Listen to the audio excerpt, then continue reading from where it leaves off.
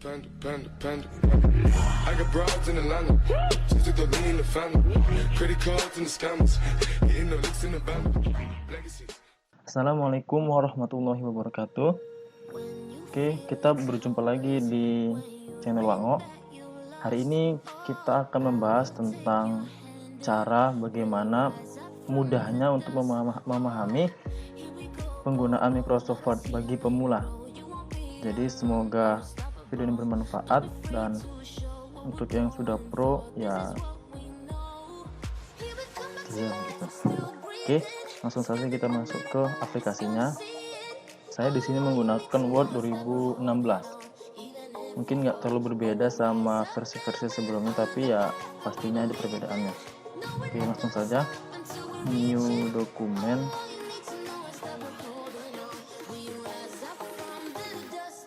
Oke. Nah, di sini kita di menu home banyak sekali icon-iconnya. Nah, di sini saya akan menjelaskan satu persatu bagian dari icon-icon yang ada di menu home ini. Oke, yang pertama itu, oke, kita buat dulu ya tulisannya ya. Oke, saya makan nasi. Nah,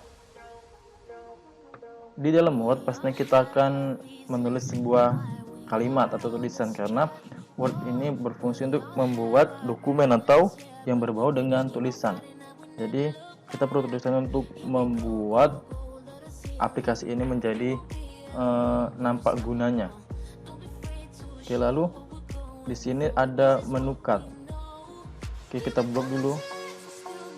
Nah, cut. Di sini ada menu cut, itu berfungsi untuk memotong tulisan yang kita pilih. Nah, di sini kita memiliki tulisan saya makan nasi. Nah, itu kita fungsinya untuk dipindahkan di tempat lain. Dipindahkan. Nah, setelah kita cut, maka tulisan itu akan hilang. Nah, untuk menimbulkannya kembali atau memperbanyak atau menyalinnya, kita klik icon paste. Nah, ada di menu pojok sebelah kiri. Nah, kita klik, nah muncul. Lalu ada, kita blok lagi. Lalu ada copy. Nah, copy di sini sama fungsinya seperti cut, tetapi kalau cut itu menghilangkan dari dokumen sebelumnya, sedangkan copy itu hanya menyalin atau menyontek. Jadi setelah di copy, yang ada di dokumen sebelumnya itu nggak hilang, jadi memperbanyak. Kalau cut tadi memindahkan. Oke, kita coba copy sudah ya, kita enter bawahnya, kita Ctrl V. Nah, dia memperbanyak, yang sebelumnya tidak hilang. Nah, untuk format painter itu digunakan untuk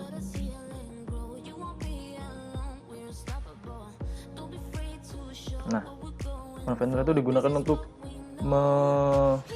menyalin apa yang ada di dokumen sebelumnya. Jadi apa yang saya tulis itu bakal di copy seluruhnya di format painter ini. Oke, lalu masuk kita ke font. Font di sini fungsinya untuk merubah atau mengganti gaya tulisan. Nah, di sini banyak gaya tulisannya dapat kita lihat. Tapi di sini kita contohnya kita pakai Times New Roman aja. Nah, sudah berubah. Oke. Lalu di sini ada huruf B. B itu artinya bold, yang digunakan untuk mempertebal. Nah, tulisannya sudah semakin tebal. Nah, di sini ada huruf I. Ini italic untuk membuat tulisan menjadi miring. Nah, agak miring deh. Nah, di sebelah italic itu ada underline yang berfungsi untuk membuat garis bawah. Nah, kita dapat memilih garis bawah yang sesuai kita inginkan. Nah, di sini kita pakai yang titik-titik. Nah, oke. Sudah ada titik-titiknya. Oke. Lalu di sini ada angka yang dimana itu font size. Kita dapat memilih ukuran tulisan yang dapat kita inginkan. Jadi seberapapun besar yang kita butuhkan itu di sini ada. Nah, kita pakai 16 saja. Nah, tetapi kalau kita mau otomatis secara instan, nggak mau kita ngetik-ngetik, nah di sini ada nih di sebelahnya, yaitu increase font size. Jadi memperbesar secara otomatis atau secara instan tanpa kita mengetik berapa angkanya, berapa besarnya. Nah, selain itu ada juga untuk memperkecil secara instan, yaitu namanya decrease font size. Nah, ada di sebelah kanan increase font size. Nah, kita klik aja, maka secara otomatis tulisan itu akan kecil sendirinya. Nah, selanjutnya ada strike through. Itu digunakan untuk membuat garis pada bagian tengah teks. Oke, sip. Nampak kan garis tengah yang ada di tengah-tengah tulisan. Nah, di sini ada subscribe and superscribe. Fungsinya untuk membuat pemangkatan. Nah, bedanya apa? Bedanya itu ada di bagiannya. Kalau misalnya subscribe itu ada di atas, kalau misalnya itu kita pakai subscribe itu ada di bagian bawah tulisan. Ini udah saya subscribe yang di bawahnya. Kita subscribe. Nah, dia pangkatnya itu di bagian bawah, sedangkan ini subscribe di bagian atas. Tapi biasanya kalau pangkat itu keseringan dipakai di bagian atas pojok paling kanan. Nah, di sini ada text effect. Nah, kita bisa memberikan efek pada tulisan. Nah, dapat kita pilih nih, banyak tulisan yang kita pilih. Nah, kita pilih warna biru aja. Nah, kita tadi ngeblok yang berpangkat, nggak nampak, kita blok aja. Nah, kita ambil yang oranye. Nah, ini dia sudah terblok dan warnanya sudah menjadi oranye sesuai yang kita pilih tadi. Lalu di sini ada sebelah efeknya ada text highlight color. Itu berfungsi untuk mewarnai background pada tulisan. Jadi kita bisa milih tulisan mana yang mau kita warnai backgroundnya. Kita kebetulan di sini sudah terpilih warna kuning. Nah, kita klik aja. Nah, secara otomatis backgroundnya berubah menjadi warna kuning.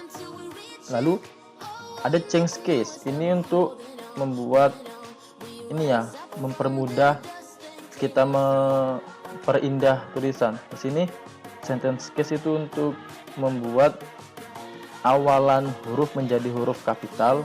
Kan biasanya itu kalau kita ngetik kadang ada yang di bagian tengah tulisan ada yang harus besar, ada yang harus kecil. Nah, itu kita nggak perlu buat caps lock, ketik caps lock, kita nggak usah. Nanti kita atur aja semuanya. Kalau untuk nggak usah diperhatikan, biasa aja ya. Kalau untuk sentence case itu kayak biasa, itu membuat huruf kapital di awal permulaan tulisan. Sedangkan untuk lowercase itu untuk membuat semua tulisan itu menjadi huruf kecil. Uppercase itu membuat seluruh tulisan menjadi huruf kapital. Capital each word itu untuk membuat huruf kapital di masing-masing kata. Jadi dia huruf kapitalnya itu nggak hanya di permulaan awal kalimat. Oke, toggle case itu untuk sama juga fungsinya seperti uppercase, membuat hurufnya menjadi besar. Oke, lalu di sini ada font color. Nah, font color pasti sudah tahu ya kan, font, huruf, color. Jadi itu untuk mewarnai tulisan kita pakai warna hitam. Nah, jadi warna hitam. Nah, jadi kalau misalnya kita itu salah formatkan, nggak sesuai sama yang kita mau, tapi udah ke format semua nih, udah banyak lah kayak gini kan, udah pakai bold, font, sama underline, pokoknya semua lah udah kita banyak, udah kita pakai. Terus mau kita ganti nih, kan ribet tuh, ulang lagi. Nah, ada cara simpelnya, yaitu kita bisa clear all formatting. Itu untuk menghapus semua format yang udah kita buat. Nah, kita klik aja. Pertama kita blok, baru kita klik. Nah, kembali seperti awal. Nah, oke, kita lanjut.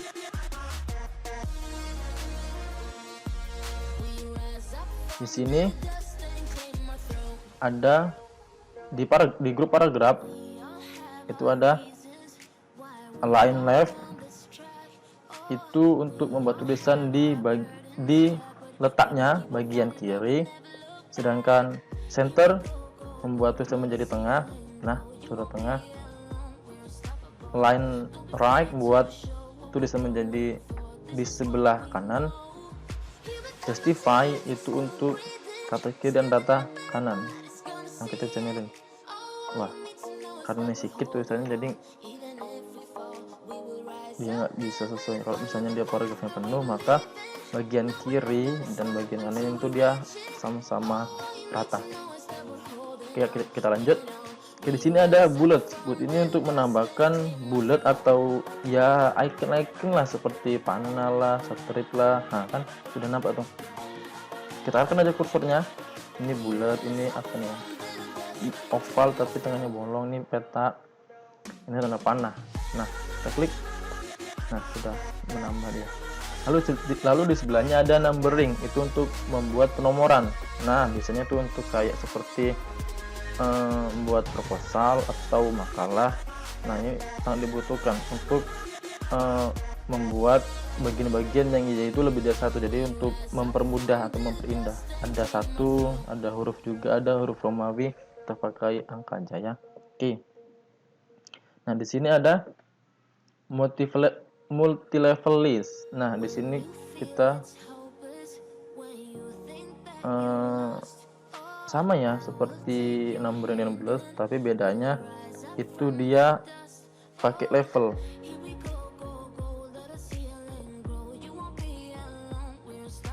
Nah, ini sepertinya kalau membuat daftar isi dalam sebuah proposal atau makalah, maka ini seperti ini.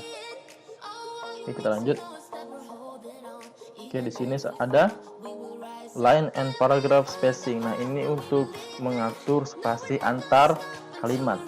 Kita dapat mengatur ini kalau 0,1, 0,15, 0,15, 1,0, 1,15, 1,5, 2,0. Biasanya dalam pembuatan makalah atau proposal dia menggunakan 1,2 atau 2,0.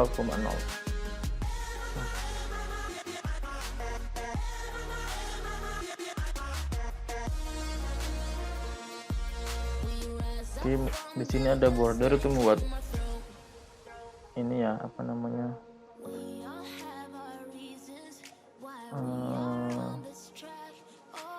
untuk buat border. Oke, bentar, kita format dulu border and shading. Nah, kita bisa pakai step. Oke, kita okekan. Nah, keblok dia kiri, atas, kanan, dan bawah. Oke, mungkin untuk hari ini itu saja. Oke, terima kasih.